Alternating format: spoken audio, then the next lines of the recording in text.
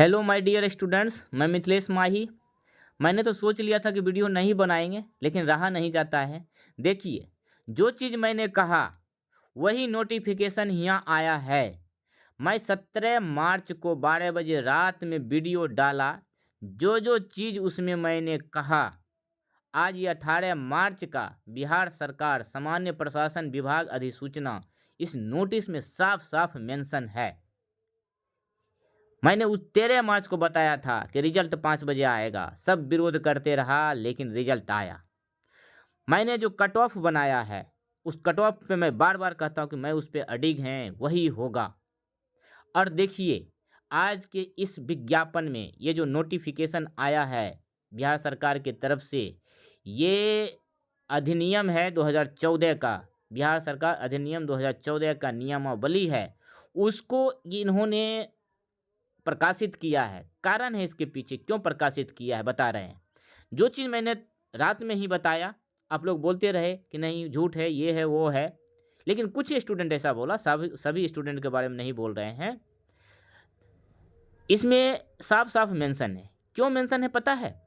क्योंकि इसको जब पढ़ेंगे ना आपको, तो पता चलेगा कि भाई, हो सकता है आप समझ में आपको नहीं आएगा, लेकिन मैं एक एक चीज़ पढ़ के आपको समझा देंगे।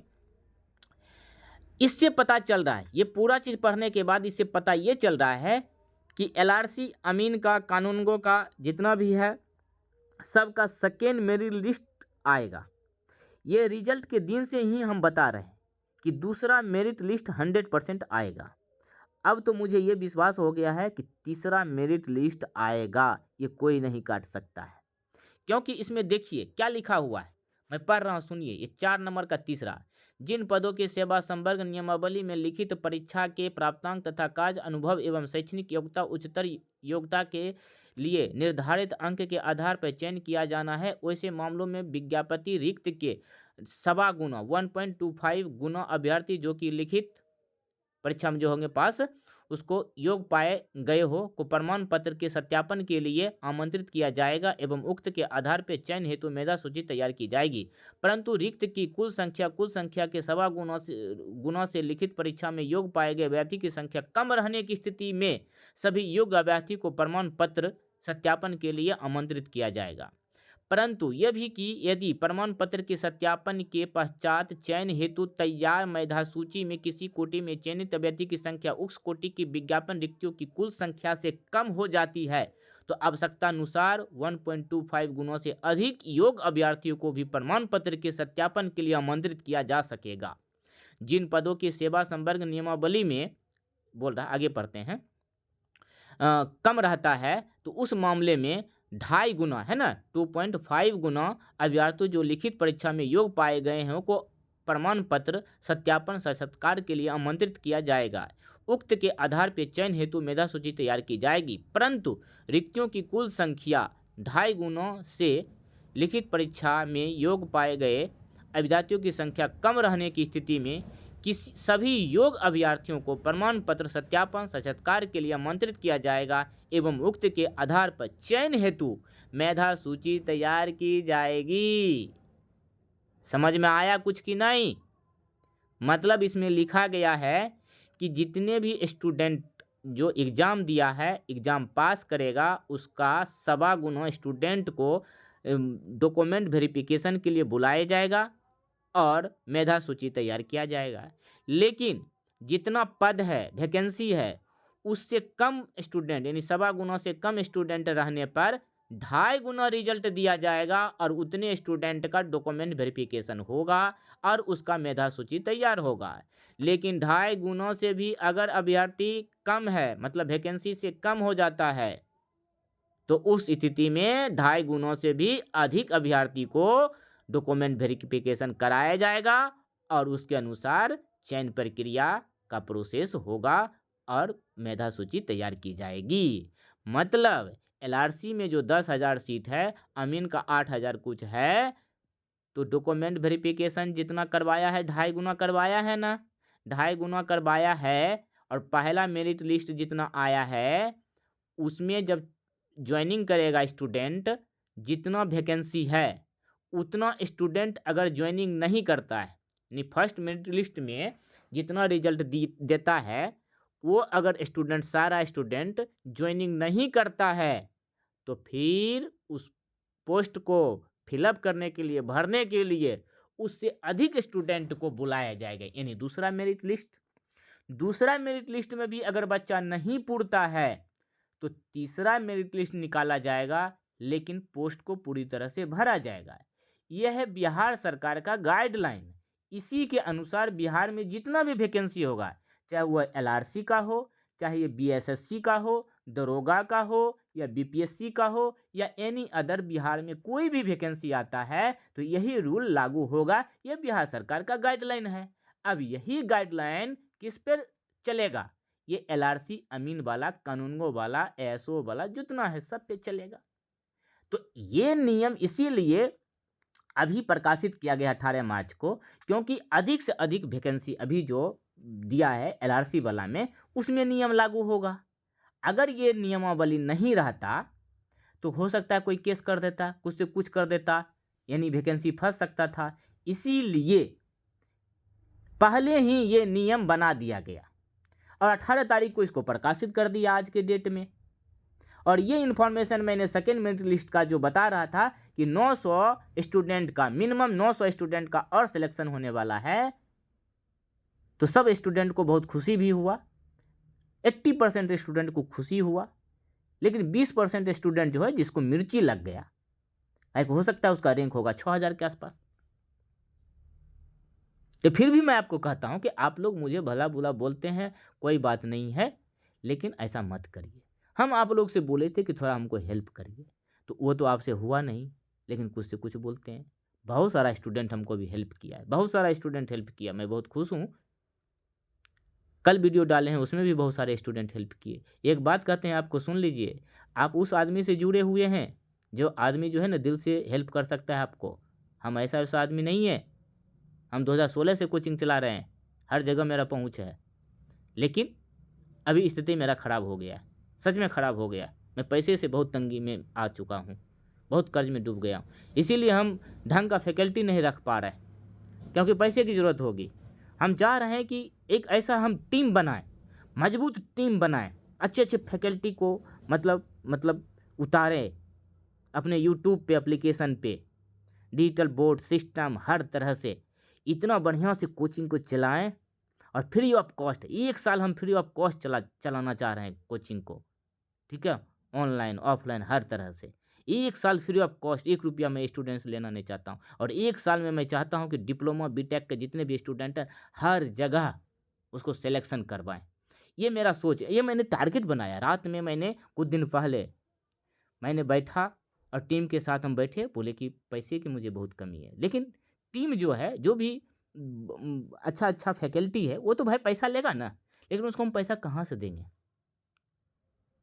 मेरा कोचिंग बंद हो गया, 1.5 साल से हम बैठे हुए हैं, कहाँ से आएगा पैसा? कर्ज में डूबे हुए हैं। इसीलिए आप लोग से हेल्प मांगे कि भाई अगर आप 400-500 रुपये से अगर मुझे हेल्प कर देते हो, इससे आप गरीब नहीं बन जाओगे या फिर आपका बैंक अकाउंट खाली नहीं हो जाएगा। इससे क्या होगा कि अधिक से अधिक अगर स्टूडेंट हमको हेल्प करता है तो मेरे पास अच्छा खासा पैसा आ जाएगा, और फिर उस पैसा को हम कहाँ इन्वेस्ट करेंगे जानते हैं? कोचिंग में इन्वेस्ट करेंगे। ऑनलाइन प्लेटफॉर्म ऐसा बनाएंगे कि जहाँ पे गरीब से गरीब, अमीर से अमीर बच्चा पढ़ेगा। ये एलआरसी ही सिर्फ आपका सपना नहीं है, बीटीएससी अभी नहीं आएगा, बीटीएससी 2025 में आएगा। मैं आपको लिख कर देता हूँ गारंटी, कोई माई का लाल नहीं है जो 2024 में इसको निकाल दे। ये 2025 में वैकेंसी आएगा और आपके पास अभी लगभग 8 से 9 महीना है। 8 से 9 महीना में आपको हम हीरो से, बताइए, जीरो से हीरो बना देंगे।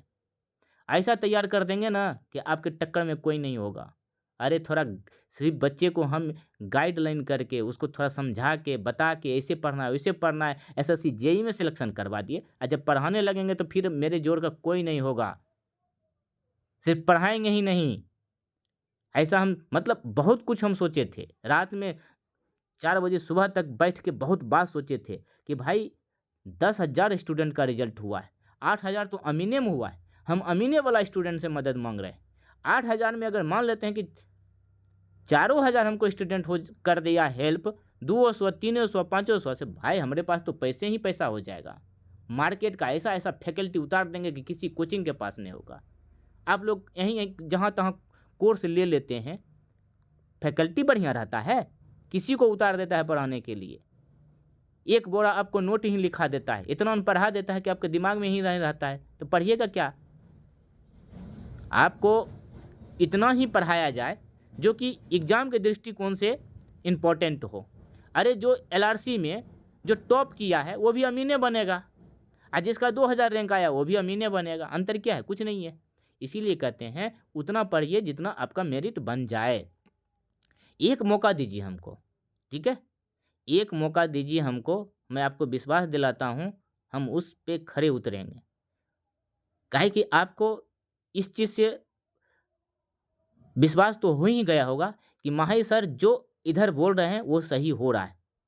एक चीज़ जो बचा है कट ऑफ, जो मैंने बोले हैं उस पे आपको विश्वास नहीं हो रहा है। शायद मुझे लगता है आज आपको विश्वास भी हो गया होगा कि ऐसा होने वाला है। मैंने रिजल्ट के बारे में बोला, 100% सही हुआ।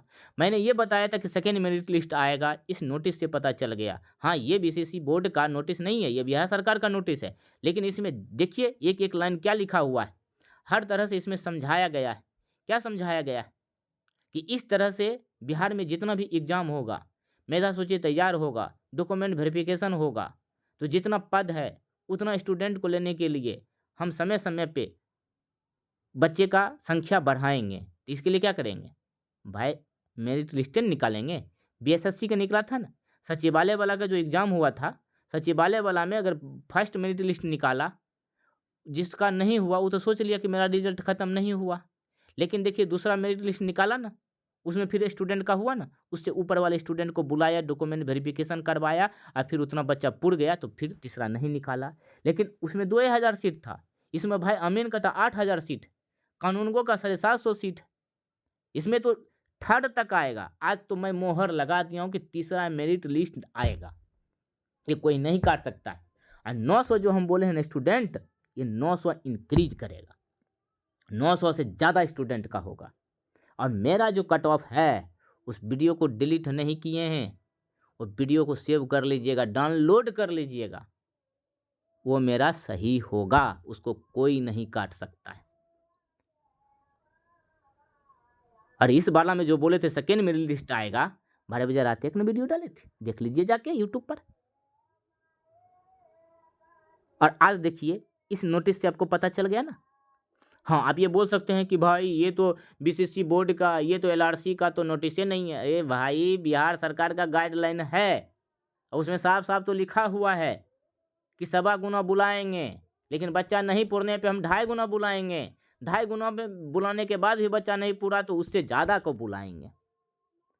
तो इसका मतलब क्या है? इसका मतलब ये है कि 2.5 गुना पहला रिजल्ट, 1.25 गुना फर्स्ट मेरिट लिस्ट, 1.25 गुना नहीं पूरा तो हम 2.5 गुना बुलाएंगे, मतलब सेकेंड मेरिट लिस्ट।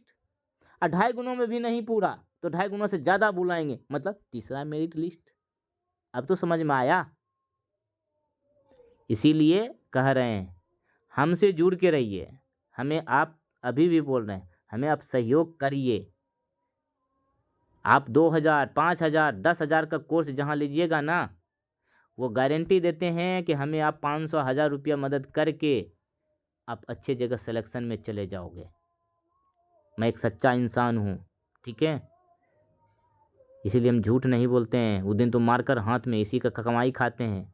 अगर हाथ में लेके बोले हैं ना तो भाई झूठ नहीं बोले, हम आपको सच में कहते हैं। हम आपको, आप कहोगे कि सर पैसे लीजिए पढ़ाइए, भाई मेरे पास पैसा रहेगा तब तो हम ये BTSC, SSC, JEE का कोचिंग चलाएंगे। इसीलिए तो आपसे हम सहयोग मांग रहे हैं, सहयोग करिए, ठीक है। मैं आपको यही कह रहे हैं, आप रिक्वेस्ट नहीं कर रहे हैं, ज़बरदस्ती कर रहे हैं, मुझे सहयोग करिए, फ़ायदा में रहोगे, निश्चित कह रहा हूँ, गारंटी कर रहा हूँ। चाहे आपका रिजल्ट हुआ या नहीं हुआ, फिर भी मदद करिए। रिजल्ट जिसका हो गया उनको तो करना ही चाहिए, जिसका रिजल्ट नहीं हुआ भाई आगे तो है, अभी भी तो सेकेंड थर्ड मेरिट बचा है, उसमें भी हो जाएगा। हम जल्दी से जल्दी अप्रैल में ही चाह रहा हूँ, मेरे पास टीम बना हुआ है, मैं अप्रैल में ही चाह रहा हूँ कि कोचिंग स्टार्ट करें ऑनलाइन, ठीक है। इसलिए अपना ज़िंदगी बनाना है तो मेरा मदद करिए, नहीं तो भाई हम 4-5 हज़ार 10,000 रुपया तो कमा के अपना जीवन पाल ही लेंगे किसी तरह, लेकिन एक अच्छा फैकल्टी आपके हाथ से निकल जाएगा। सही बोल रहे हैं। अच्छा गाइडलाइन देने वाला, एडवाइस देने वाला आदमी आपके साथ नहीं रहेगा। ठीक है, जैसी आपकी इच्छा।